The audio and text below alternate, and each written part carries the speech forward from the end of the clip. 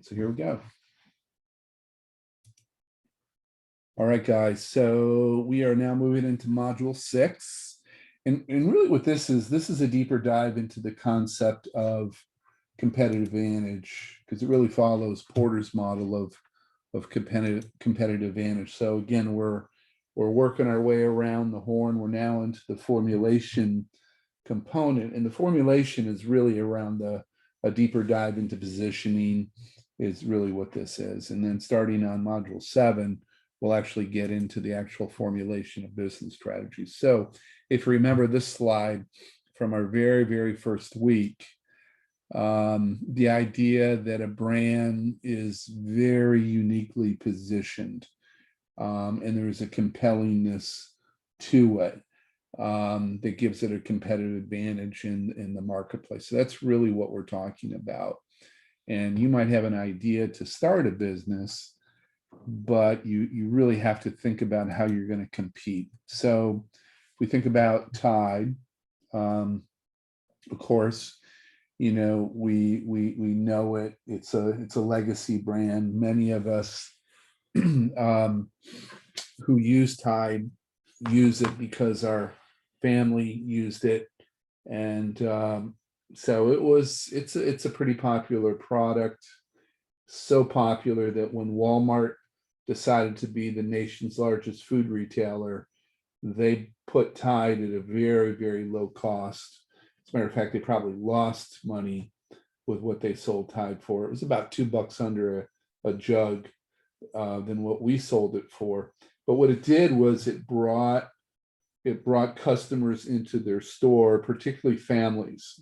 And then they saw the Tide, and then, oh man, here's Pampers cheap, here's Bounty cheap, here's Cheerios cheaper. So they were able to bring in those families. And so when we started to do more analysis of Walmart, we realized their primary customer was really families, middle-class families. Now, those families went to Tide or went to Walmart to buy Tide and Bounty, but they still came to us for their baked goods, for their deli items, for their meat, for their seafood, and that sort of thing. So I'm not a Tide guy. I'm actually a Arm & Hammer laundry detergent, but Tide I will buy. So I would say maybe I'm a secondary customer to Tide. And then the tertiary is really have no loyalty whatsoever, but will buy infrequently when it is completely advantageous to them. So usually that's around price. So for every category, there are different brands who position themselves, and some are going to be around differentiation, some are going to be around price. We'll talk about that. But you might be a primary shopper of Walmart, which is very price driven, but then again, you may have an iPhone, which is not, which is very differentiated driven.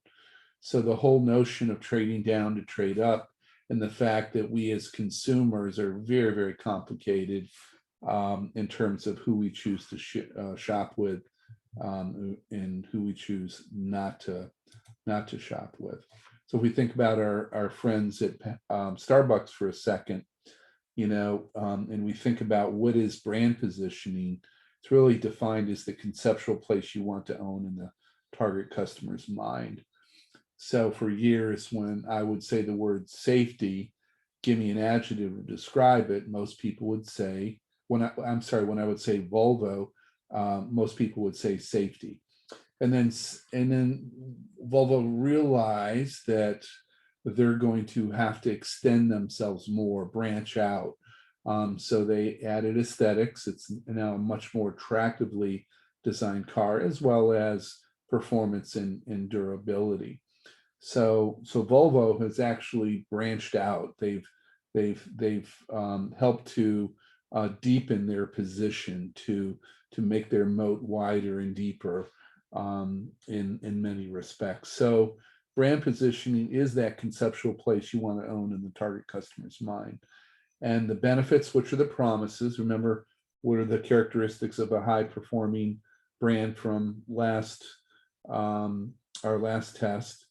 you think of when you think about your brand. And so an effective brand positioning strategy will maximize customer relevancy and competitive distinctiveness and maximizing brand value. So, many people are very happy to go get a cup of coffee into 7-Eleven. They're going to have to actually get out of their car to do it. Maybe there's some 7-Elevens that are drive-throughs, but they get out, they pay, their price is going to be a lot cheaper than Starbucks. But in their mind, again, that's value creation. And so we all who choose to shop with Starbucks are willing to pay a bit more for their coffee as well as their adjacent products, such as the one you see before you, because of how they've positioned themselves. And, they position as a higher quality coffee, of course, with a higher quality of ingredients or the beans. It's positioned as a better service deliverer of products. It's defined as more convenient, and it's defined as a very welcoming ambiance for those who choose to go into their units. So Starbucks has done a good job. Now the question is, are there enough customers, primary customers, to drive their growth? And there certainly are, and that's the reason they've continued to grow so well. Here's an interesting one. We've talked a lot about supermarkets, not as much about Food Lion, but Food Lion was really worried when Lidl and Aldi were coming into the Mid-Atlantic states, since that is Food Lion's home. They started down in North Carolina, they go south, they go north. You're not going to find Food Lions up in the New England area. But you look at that easy, fresh, and affordable. Food Lion's position for many years prior to Walmart getting into food was they were going to be the low price supermarket brand. That simply was their position. We're going to be low price. And so they operated here in Richmond. We were a differentiated brand, and we coexisted, and we actually were very good friends with the Food Lion executives. We were very cordial to them. The intensity of rivalry that we've talked about in Porter's Five Forces model did not exist between us and Food Lion. And so when Aldi and Lidl decided to come into the marketplace, Food Lion got a bit nervous. And then, of course, Wegmans and Publix were coming in as well. So Food Lion tried to reposition themselves and have been working very, very hard at it. They'll use the word affordable rather than low price. They'll use the word easy because Food Lions aren't that large, aren't that big, and it's so much easier than Walmart. It's so much easier than Kroger. It's so much easier than Wegmans to go in and to shop the store. So easy and affordable ring true. They're living that brand, easy and affordable. Where they're struggling still is in the area of fresh. And so I don't know if you've seen the Kroger commercials, fresher than fresh, which to me doesn't ring true when I go into Kroger. Kroger to me is their position is around incredible selection, which ties to their definition of convenience. But Food Lion is positioned as easy, fresh, and affordable. Happens to be their tagline as well. They're living easy, they're living the affordability, but they're not yet there with fresh. But they're working at it. And so when Lidl, when Aldi, when Publix, when Wegmans came in, Food Lion made the decision, made a bet, and they invested over $110 million in this region and upgraded all their stores. And I never thought I'd say it, but they've done a really nice job. And so I actually was never a Food Lion customer, but have become one, not a every week type customer, but I go in there and have no hesitancy whatsoever of going in there. So that's their position. So this is the idea of how are you going to position against your rival. So when Kroger says fresher than fresh, they're attacking Food Lion. And what they're also trying to do is convince you, the consumer, that it's a heavy area of emphasis for them because they know Wegmans gets better credit for fresh than Kroger does. And to a certain degree, Publix even gets better credit for fresh than Kroger does. So Food Lion started this to try to convince the consumer, right? They want to own fresh in the consumer's mind, along with easy and affordable, but they're not there yet. And you see where fresh is bolder, fresh is bigger. They really want to emphasis. So this goes back to living the brand or not. Is a brand living it? When I hear all the different insurance commercials every night, I just heard a State Farm commercial, and I'm a State Farm customer. I've been a State Farm customer for over 30 years. Does it ring true? I think certain things do, certain things do not. I think in many respects, so many of the commercials that we see on TV are over promising. And when you over promise through some form of advertising, you start to put some level of skepticism in the mind of the consumer. People will listen to what you say, but they will believe what you do. So this is about positioning for Food Lion. Here's another wonderful brand. This is located down in Franklin, Virginia. It is Hub's Peanuts. It's a very high-end premium peanut brand, and so when you look at what they say on their website, this is a brand that really rings true. If you're into, number one, if you're into peanuts, and if you've ever tried their peanuts, they're expensive, no question about it, but it rings true. And so it again is around just an incredibly high quality peanut. And that's how they positioned themselves against Planters and other peanuts that might be on the market. Now, you probably have, in addition to Hub's, 3 or 4 other premium peanut brands, but Hub's consistently rates as one of the highest in the United States. So you can, if you want, if you're going to have a little party, you're going to have friends over, you're going to have them watch the football game, you'll probably get Doritos, you'll probably get some cheese and crackers, you'll probably get some peanuts. So what do you want in terms of your party's experience? How do you want it to come across? And, Planters, they're okay. Nothing wrong with Planters peanuts. But if you mean to impress, then you're going to go after Hubs. And there's a lot of business professionals in wealth management, banking, etc., who actually will use Hubs peanuts. It's a bigger tin than that. As holiday gifts for their clients, and they'll be able to get it under $25, which is what the federal government requires, and so they're able to deliver that. And I've known some wealth management folks who will actually buy 100 tins of Hubs peanuts every year and mail those to their clients for a holiday gift. Here's another a brand. And so we think about Spirit, of course. We think about the ultra low cost carrier headquartered down in Fort Lauderdale, Miramar area. And they are ultra low cost, not just low cost, but ultra low cost. You can see the marketing. I mean, Spirit, when you see a Spirit plane in the sky, it's easily identifiable. Where my farm is located actually is one of the areas when planes come from the west to land in the Richmond airport.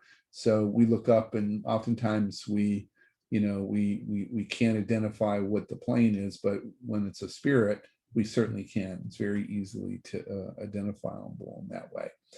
Now, there are trade-offs. We've talked about trade-offs. And so when you think about the positioning of Spirit, you think about ultra low cost, but you certainly don't think about customer service. So Spirit is really known as the cheapest of the cheap. They will slap you around. They will make you pay to go poop. They will do things that You know, other airlines won't do, but that's part of the brand. And so when we talk about positioning, there are always trade-offs. Every brand has a trade-off. Hubs Peanuts, the trade-off is price. You got to pay more for Hubs. If you buy Planters, the trade-off is quality. However, you know, Planters is still tasty. So maybe a tasty peanut is still good enough for you. But if you really want to impress, my recommendation will be to go with Hubs as an alternative to Planters. So when we think about this space, Spirit, JetBlue, and Qatar Airlines, Spirit is ultra low cost. We're going to talk about JetBlue as a blue ocean brand, and then Qatar Airlines, which is very high-end premium airline that has amazing customer service.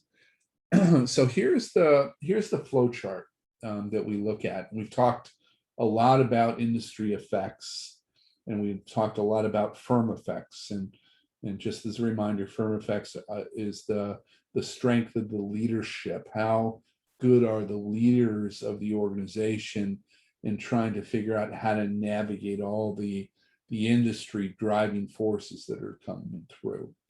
So if we think about the firm effects, we think about the value proposition, relative to the competitors.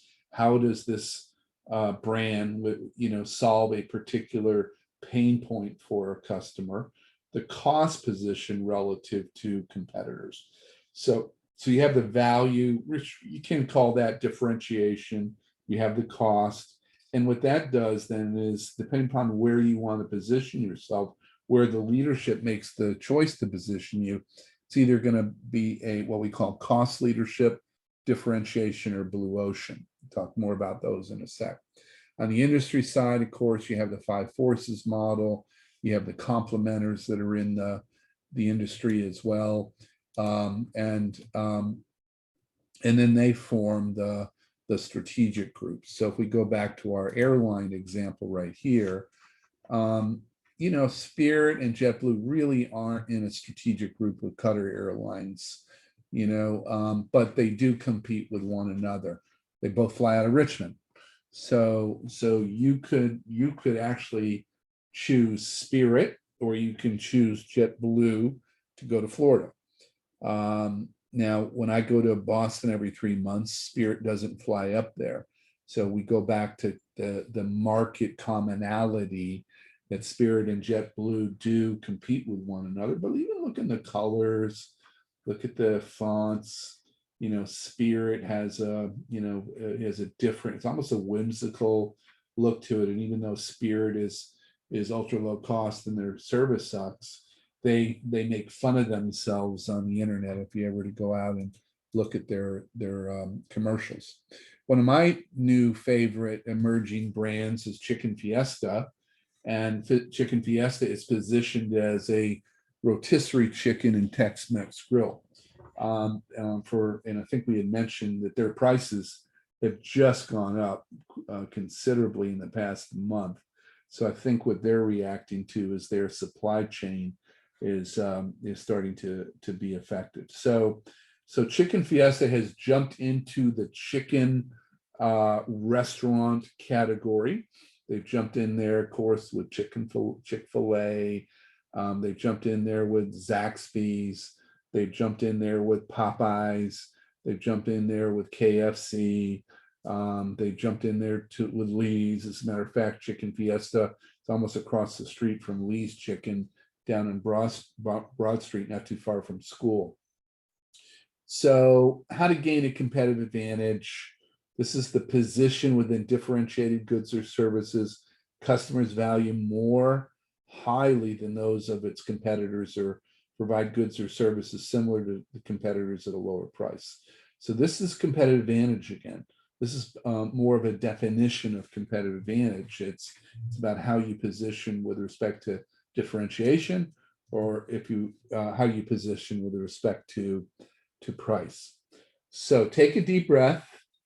And let's look at this positioning model. So this is Porter's, the five forces model, of course, is an important model tool that Porter has created. This is his other very important model. The shared value model that he's talked about is another element, another concept that he's talked about. So when you look at positioning, when you look at competitive advantage, Porter has a generic model. And on the vertical axis, you see market scope. Market scope relates to how broad are your potential customers, that your target customers that you're going after, or how broad is your array of products and services, or down at the bottom, how narrow or niche-y are you? All right, so that's how Porter defines his vertical. On the horizontal, you have the notion of actual competitive advantage. And on the right side, at the very top, you see is your competitive advantage around differentiation, or is your competitive advantage around lower cost. And what Porter says is that you as a brand better know where you are positioning yourself.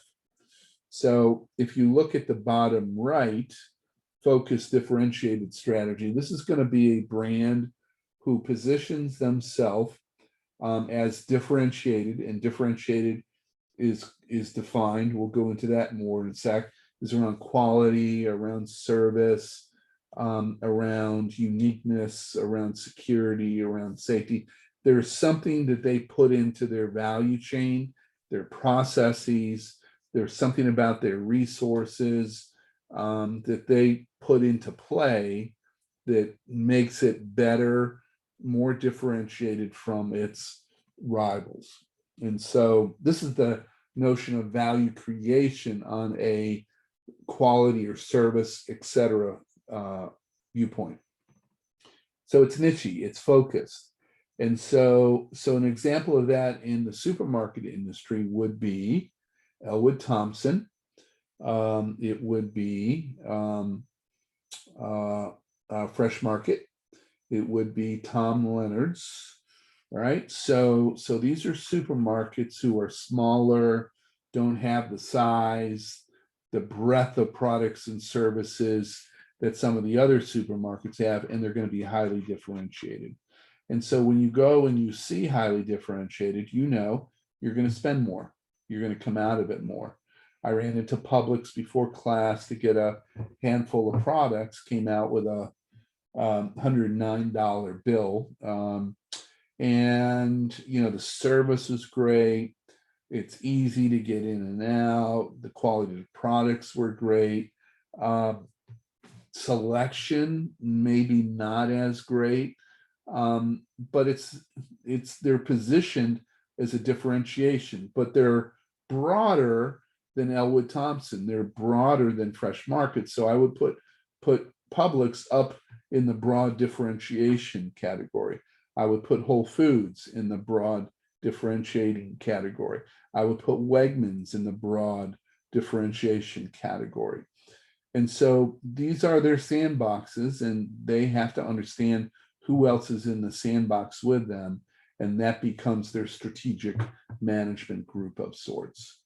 So you have focus differentiated, you have broad differentiated. If you go to the left top, that's overall low-cost leadership strategy, and in the Richmond marketplace, we essentially have two brands that operate there. Guess who they are? Yep, you're right, Walmart and Food Lion. Food Lion's going to be a little bit lower toward the bottom of that red box, but those are the two brands that operate in that space. Then if you go farther down into the orange, this is where the dollar stores, Dollar General, Family Dollar, Dollar Tree, this is where they've operated for many years. Aldi and Lidl saw them as vulnerable, so they've attacked that special spot there. And then, of course, the best value strategy is Blue Ocean. And this is going to be Trader Joe's. This is going to be Target. tough to be into this space. So when we think about the blue ocean brands, those brands are going to be somewhat paradoxical because they're able to differentiate themselves in some way, but they're also seen as a pretty affordable brand as well. So if you go into the hamburger space, Cookout is considered to be a blue ocean brand. Of course, I said Target. JetBlue is a blue ocean brand. All IKEA is known as a blue ocean brand. So when you do strategy work, guys, you got to really take the client and said, where are you and where do you want your position to be?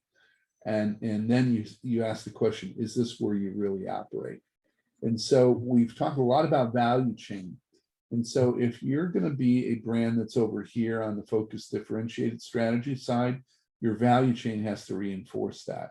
If you're going to be on the focused low cost strategy side, your value chain has to reinforce that. And so you can't just say, I want to operate in the top right. You have to build processes and systems that allow you to get there. So when we think then about positioning, again, we look at the two sides of the model. We have differentiation, which seeks to create higher value versus competitors, offers unique features, and they have to charge a higher price. So, or they should charge a higher price, because the theory is that if you're a Five Guys, and a Five Guys is going to be in the bottom right, if you're a Five Guys, then you're going to spend more for those potatoes.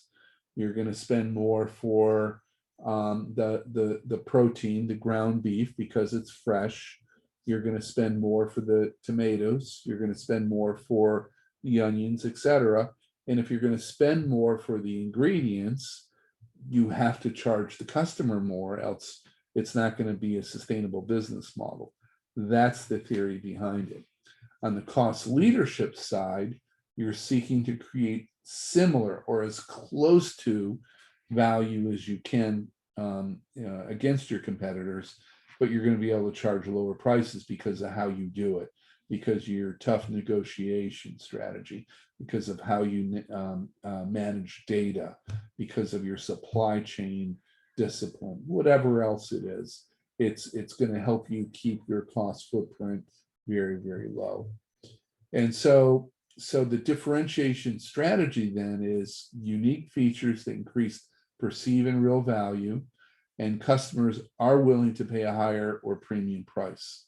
And so the differentiation strategy includes, but it's not limited to, unique product features, high level of service, new product innovation, your level of R&D investment, heavy marketing and promotion, and your competitive advantage should be achieved when the value minus cost is greater than rivals. So R&D costs, resource investment, or elevated value chain costs are reasons for increased price. And you as a consumer are happy to do it. You as a consumer are happy to pay more for an iPhone because everything that Apple does that builds in a perceived level of value for you. And ultimately that's the name of the game. And so whoever takes over for Tim Cook, and he put out a tweet this week, it's hard to believe that it's been 10 years since Steve Jobs died. But whoever is going to take Tim Cook's spot has got to believe in how Apple is trying to differentiate themselves. When Steve Jobs was fired originally from Apple, they brought in a successive series of CEOs who did not understand that, and who treated almost Apple as more of a commodity product rather than something that has unique value through its design, through its ecosystem, and all those elements. If you're having a low cost leadership strategy, you're reducing the cost of doing business below competitors and translate savings to the customers. So whenever Walmart drives down costs when they go to P&G and say, reduce the cost of your tie by 10%.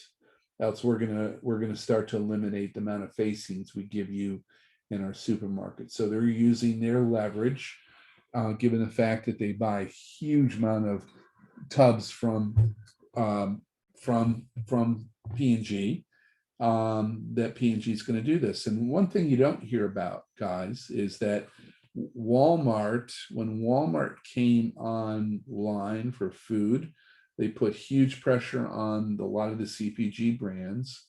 And then after trying to drive costs down for a long period of time, many of those CPG brands says, we just can't do it anymore with manufacturing in America, so we're going to have to outsource overseas.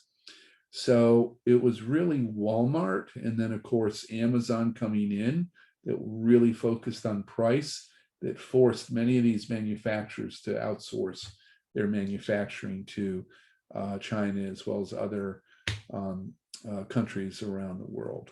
So, and it's something that we don't talk about that much, but it is just very clear how the two coincided with one another.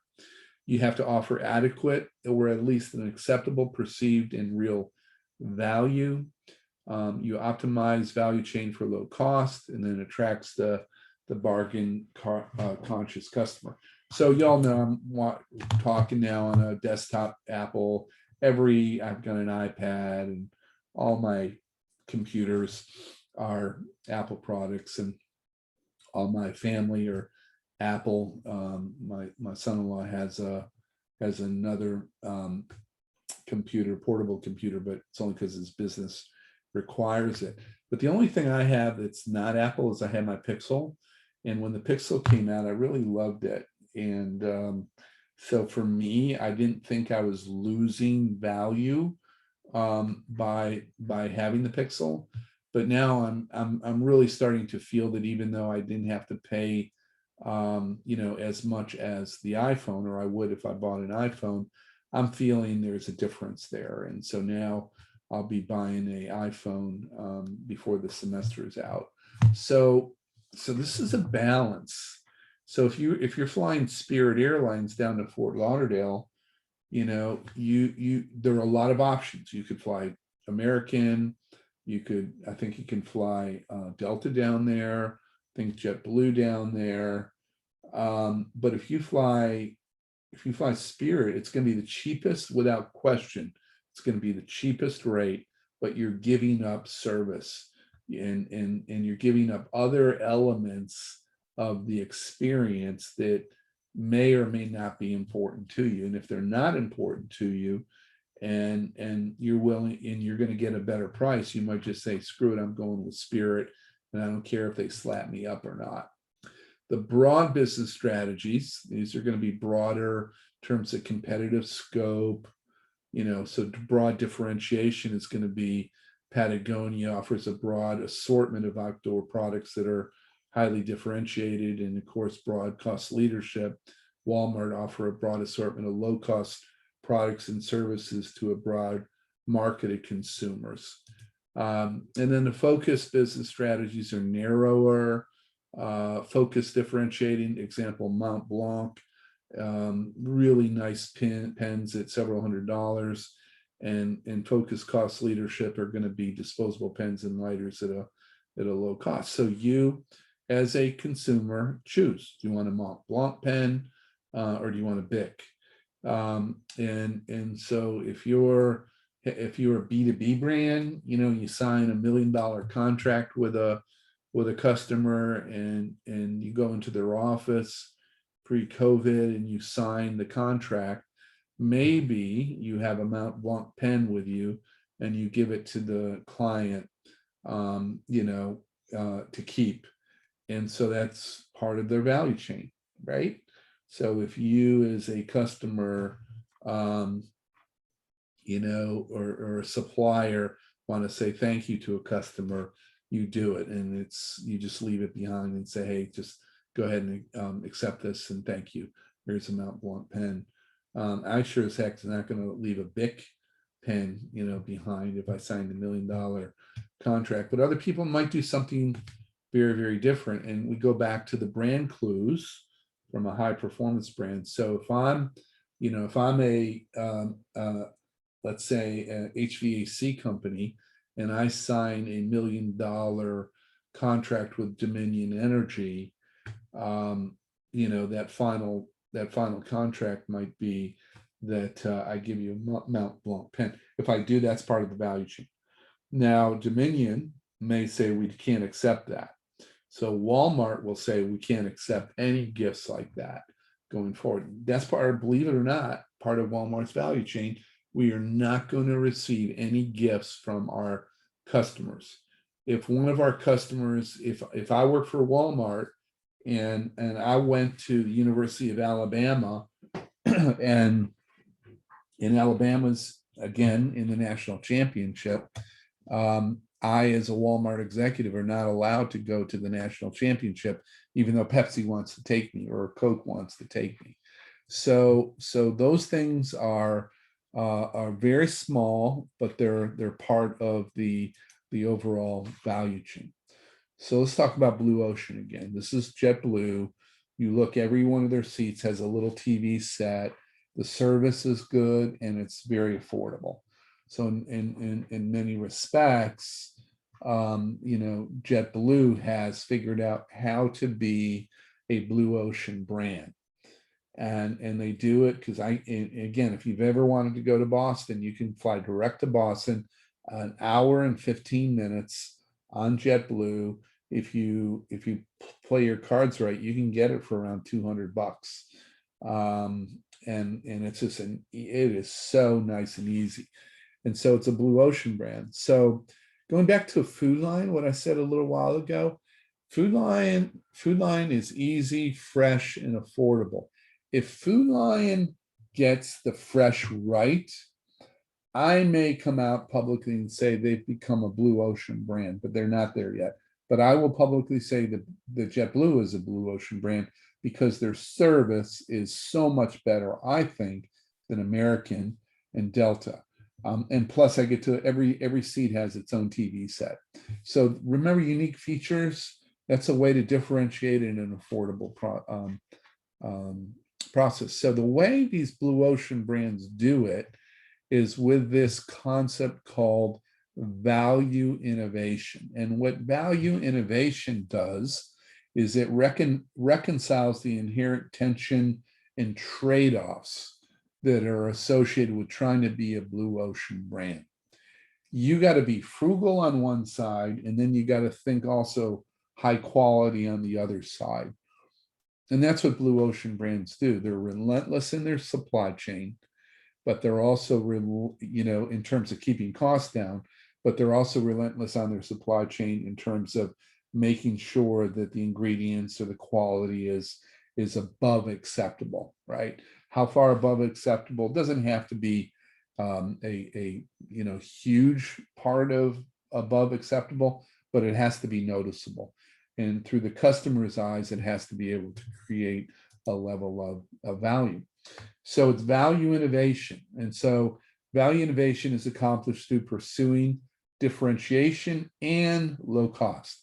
And I want to say it's paradoxical because a lot of people think that you can't pull that off. It is really hard to be a Blue Ocean brand because you got to think in two different ways. And so a lot of brands would love to be a Blue Ocean brand. They'd love to convince you and me they're a Blue Ocean brand, but it's a very high bar to be able to do that. So when we think about value innovation, brands like Target, who are Blue Ocean, they have to figure out to lower costs, which activities should we eliminate or should be eliminated that in our customers' eyes really don't add value, right? So we're going to lower them, get them out of here, get those activities out of here. We can reassign the people that are performing the activities. Why do them if our customers aren't feeling good about them? Or get rid of them, eliminate them, or we're going to reduce some of the activities. Maybe we're staffing up at a very high level and things that we don't need to do. So let's talk about self-checkouts again. So without question, one way to eliminate costs is to purchase self-checkouts and eliminate the need for cashiers. Will you as the consumer totally accept that? So when you go into Kroger, the next time you go in, there are no cashiers. It is all self-checkouts. How big of a deal is that to you? Is it a huge deal or not? So what companies have been doing so far is they've been reducing cashiers, live cashiers, and by adding self-checkouts. But as I said earlier in the semester, I'll make a prediction that many supermarkets, and Kroger in particular, will no longer hire cashiers, going forward, which will take significant cost out.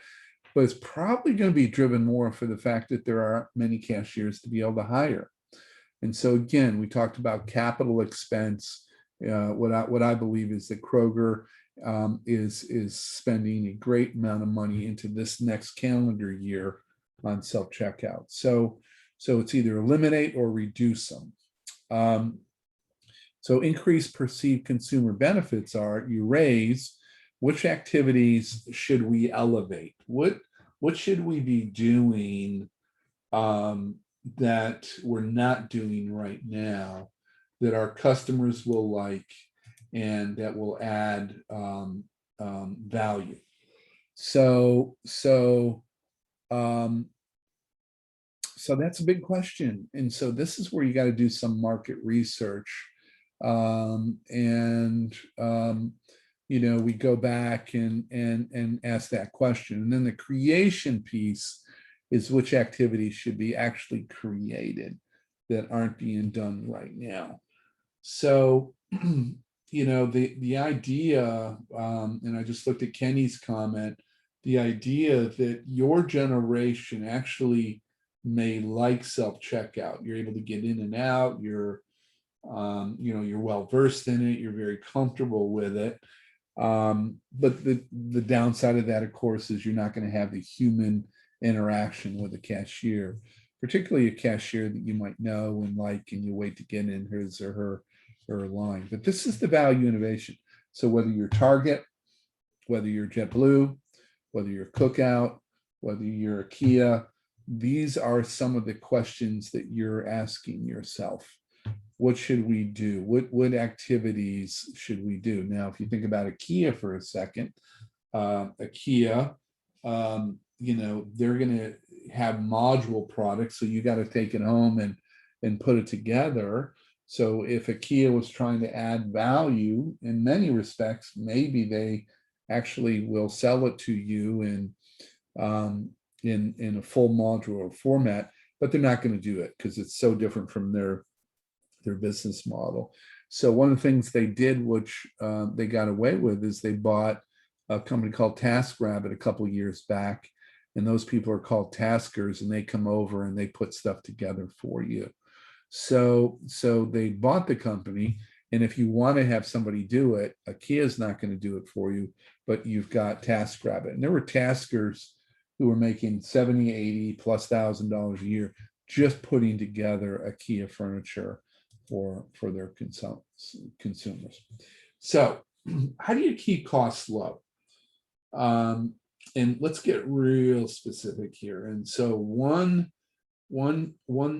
thought is you look at the cost of your input factors, which are your raw materials, the cost of your capital that you need from an investment standpoint, if you're going to borrow, the cost of labor, the cost of IT services, and let's examine those to see if we can drive costs down. And so in the supermarket industry, cost of plastic and or paper bags is a very, very significant cost. And so some supermarkets there's some states that say you got to get out of it anyway, no more plastic bags because they're bad for the environment. But some companies are now charging you for every bag that you use. It used to be a freebie, but they're now going to charge you for that. But what they're also going to do is they're going to hammer the supplier of paper bags and try to drive down that cost. The economies of scale, which is increasing in cost per unit, is output increases. So they're going to look at where they can generate better economy of scale. You have learning curve effects, which is trying to take less time to produce output with experience. So with Walmart opening up the nation's largest dairy, we know that there was a learning curve with that. And if they open another dairy, they'll be able to do it quicker. But also that relates then to the experience curve effects, where improvements to technology and production processes can also help there too. So what happens is Walmart will learn how to make a dairy better, and then they'll open more dairies probably. And then when the dairies are open, they're going to improve the technology and processes in place. So you've heard the word lean, you've heard the word Six Sigma. So Six Sigma and lean are oftentimes used as a way to try to incorporate these concepts into an organization. And so thinking about competitive advantage, thinking about positioning, we think about Walmart's competitive advantage in positioning as cheap and convenient. We think of Target's positioning more as cheap, high service, high quality, stylish products. So that's what gets Target into the blue ocean position, and that's what really keeps Walmart in the top left. If Walmart were able to add something else to their positioning that's around value creation, service, something unique, etc., they may be able to reposition themselves as a blue ocean brand, but they haven't been able to figure it out yet how to do that. So even though Target and Walmart are direct competitors, they're very direct competitors. Amazon now has jumped in as an online competitor of them. They both have clear differentiation from a service standpoint. And we've talked a lot about Aldi, right? And so Aldi is positioned in the bottom left, but they really want to be a blue ocean because their cousin, Trader Joe's, is a blue ocean brand. So again, I predict, as I think I mentioned before, that Aldi is going to do a better job repositioning themselves into the center spot. But you've got a lot of potential customers out there that have a really bad taste in their mouth about Aldi. I did, but I don't anymore since I've been shopping their stores a little bit more. So you see the sign Aldi Truth, number 36 is if you think our fresh fruit is sweet, wait until you see our prices. So a little quirky, trying to be a little funny, not going to replicate exactly what Trader Joe's is doing, but Aldi's going to work on it. And again, they want to be the nation's third largest supermarket. So if we take a look at this pricing, and this was done a while back, and you look at the total items right here, and in the supermarket industry, you have what's called KVIs, known value items, and so that's going to be bananas, and that's going to be oftentimes some type of a dressing. Ranch dressing is a very, very popular.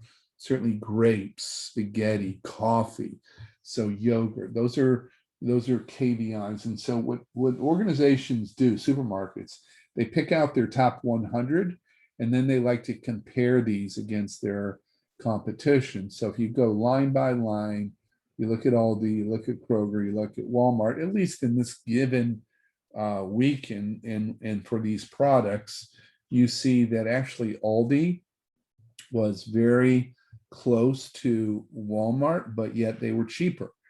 And you look at Kroger, and Kroger was $5 more on these items. And so but Kroger wins in many respects because of how they do what they do, and people like Kroger and they'll go in there. But I mean, me personally, when I go into Kroger, I go in there for one primary reason. They have more U-Crop items than any other of the supermarkets in town. Aldi doesn't have any of them, and Walmart doesn't have any of them at all. So I tend to go into Walmart when I go in and I'm looking for something else, and I'll tend to pick up the Keurig coffee because Walmart's got a great price on Keurig coffee. Other things when I'm also getting stuff in the in the home and garden section or in the sports section or whatever. Like I'll go into Walmart for my string for my trimmer, and I tend to, and it's pretty close to my farm, so I'll go in there. And oh, by the way, I might get a few things else when I'm going in there. So this might be surprising to some folks that Aldi's actually cheaper than Walmart. But think about Aldi as an experience. You're not going to get the array of products, so that's a trade-off for Walmart. But it's very easy to shop, incredibly easy to shop. You got to bring your own bag in there, and so if you forget your bag, you're out of luck. You got to buy one of their recycled bags, their reusable bags. So this is an important part, because brands, in terms of how they position, will look at these. And as a matter of fact, we have a company here in town called Retail Data, and this is what they do. They will shop Walmart for Kroger and Kroger for Walmart, and Wegmans for Target and Target for Wegmans.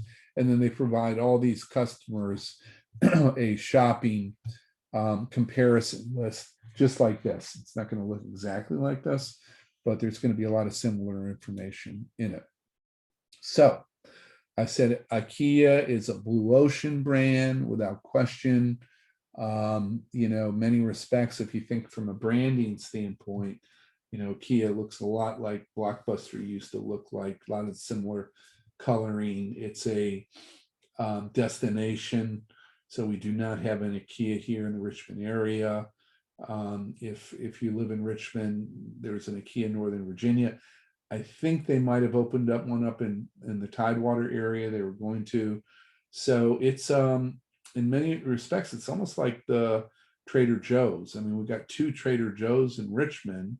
But I think probably we could squeeze in another two Trader Joe's in the Richmond marketplace. I think Trader Joe's would go fine down on Hull Street somewhere in Chesterfield, and I think we could see a Trader Joe's in the Mechanicsville area as well, and maybe even downtown somewhere along Broad Street. So we could see potentially 5 Trader Joe's, but that's not who they are. They don't like to open a lot of stores. Aldi goes in. Aldi's got a vision to be the third nation's largest supermarket. Trader Joe's does not have that as a vision. So when you start to think about how an organization, how fast it wants to grow, how much revenue it wants to do, ultimately that goes back to its vision, not to be confused with its mission. The mission is the purpose, the why behind the brand. Remember, we talked about Patagonia. They exist to save the home planet. That's their mission. And now they've achieved over $1 billion in revenue. To be honest with you, I don't even know what Patagonia's vision is. Here's another cute brand that I encourage you to go check out. This is a brand called Duckworth, and they're located on Montana. They used to, for 100 years, they would raise sheep that produced merino wool. And then they would take the merino wool and sell it into the supply chain commodity markets, never to be seen again. So what Duckworth made the decision to do was to vertically integrate. The vertical integration is a business strategy that we'll talk about a few chapters down. And now they're making products that compete against Patagonia and compete against other high premium products. And so it's a sheep to shelf brand. So they grow it on their ranch in Montana, and I've been there before. We carefully manage every step of the process, from fiber to finished garment. That's the value chain piece. It's source verified. They trust quality and comfort are paramount, assured by the pedigree of our wool supply from the Heli Rambouillet Ranch and other certified Montana wool growers, and then it's made in the US. So this is how they're differentiating themselves. If something made in the US is important to you, then check out Duckworth. If you like merino wool, then check out Duckworth. And so the vertical integration piece is the fact that they're going to know there's high level of transparency. They're going to know exactly where all this product comes from. But going back to, remember our t-shirt comparison, we had the t-shirt for $7, the t-shirt for $50, the Patagonia t-shirt. This t-shirt is $60. So this t-shirt is actually more expensive than Patagonia, but the product itself is in many respects more authentic than Patagonia. Here we have Payless shoes. It's a very low cost, narrow brand. So, it's all about low cost and it's about shoes. And yes, they have accessories in there as well. But it's not like a Walmart, where you can get shoes, you get accessories, but you also can get your cornflakes and those other things as well. So Payless Shoes is a focused, low-cost brand. When we go back to our friends here, this is a focused, differentiated brand. Hubs Peanuts is a focused, differentiated brand. Planters Peanuts is a focused, low-cost brand. And so if you don't know where you're positioned as a brand, then you're in what we call brand wilderness. You're in the forest and you don't know where you're at. You got a pair of sunglasses on, it's midnight, and you're floundering around in the woods and you really have no direction. And so if you don't have that destination, any road's going to take you there. If you remember, and that's where Kmart is right now. Kmart's in brand wilderness. They had an amazing brand back in the 60s, the 70s, and 80s. They let it get away from them. The bathtub metaphor was a great example of Kmart.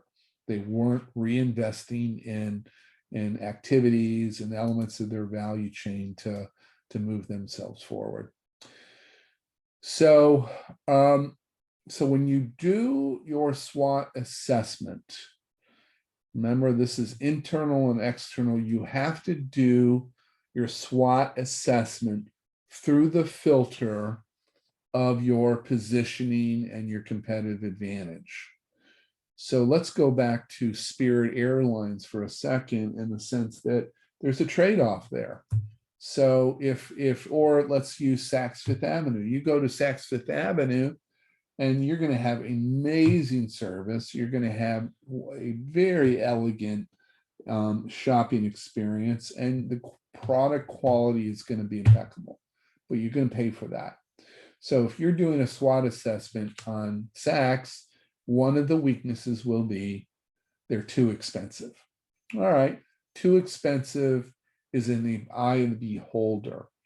And so if I want to buy a very nice perfume for my significant other, I'm going to go to Saks, because, man, I have really high, there's a lot of different options I can go, very high quality. And the person behind the counter is going to have incredible knowledge. And so when I go buy perfume in Saks Fifth Avenue, I'm probably going to spend $300 to $400 for a little bottle. But when I carry that out and I've given them my credit card, I know this is going to be, something my partner is going to like. That is what you get for. That's the value. That's why I'm spending that additional money at Saks. So that's the trade-off. I'm paying a lot of money. And so you have to, when you think about the weaknesses of price issue, they got to charge more. because their activities, all the things that they do to differentiate and add perceived value, cost money, and they have to be translated to the consumer, me and you, if you choose to shop it at Saks. And there's got to be enough shoppers to be willing to do that. And oh, by the way, here's Saks Fifth Avenue. And so you go in for high quality, high service, elegant atmosphere. So that's who they are. And that's the promises that they make within their brand. So the mistake that we make as strategists is, because of those trade-offs, they're too expensive, we say lower your costs. Well, they can't, there's a fine line with that, because there's a certain point, if it was a $600 bottle of perfume, okay, am I going to go in there? I don't know. Will it be 500? Yeah, because part of it is, I want to communicate that my partner is important to me. And so you got to know that. You got to know what that threshold is, but let's not create a strategy where you're telling Saks that they got to reduce their prices to the price of Macy's or the price of Kohl's. No, that's an off-brand suggestion, and we can't do that. The question is, what do they need to do to add greater value? So there's a better understanding of perceived value on the part of the consumer. So Porter's generic strategies ultimately are about competitive advantage and how a brand chooses to position itself. And when you do your strategies for your companies, I want you to understand how they're traditionally been trying to position. Now, the reality is the world does change. And so the world changes and the external environment changes, and there are times when you got to reposition. Harley Davidson, as we've talked about, is one of those brands that is trying to figure out how to reposition itself, how to create a product that creates perceived value with the next generation of motorcycle purchasers. And that's you, and that's the millennials up to around age 40. They've got to be able to do that. But the challenge of repositioning, the challenge of all the years that you've spent to create that spot, remember, in the consumer's mind, now you're going to change it. That's hard. Guys, that's really hard to reposition a brand. And that's why so many brands fail at it, right? JCPenney failed at it. It's hard. So the challenge of repositioning a strategic position is based upon 5 things. 1, stakeholders don't understand what the brand is trying to do. What are you doing? So this is helping them understand why you're trying to reposition. Primary customers feel alienated. Oh, I'm not good enough for you anymore. Yeah, so you don't think I've been with you for 20 years and now you want to fire me? Well, the heck with you. Screw you. I'm leaving. 3, difficult to change a brand mindset once you've established it. You've done a fantastic job putting this thought in the mind of the consumer, and now you got to change it. And so that's hard to do. Value chain is not properly aligned. So if you're going to reposition, what do you got to do? Remember the value innovation. What do you got to do to reduce? What do you got to add? And then how quickly are you going to do it? JCPenney tried overnight to reposition the brand. And again, what they should have done is come into a market like Richmond, use the JCPenney stores here in the Richmond marketplace, and then try to reposition themselves very thoughtfully, very deliberately going forward. So if we look at the strategic management process, it's very linear. And so when we think about very linear in that regard, let's look at the process. So we're working our way through, and what we're going to start moving into is step 5, which is starting to really craft the the growth mindset, or roadmap. Because competitive advantage still is a little bit of brand right over here, and we're working our way through the process. So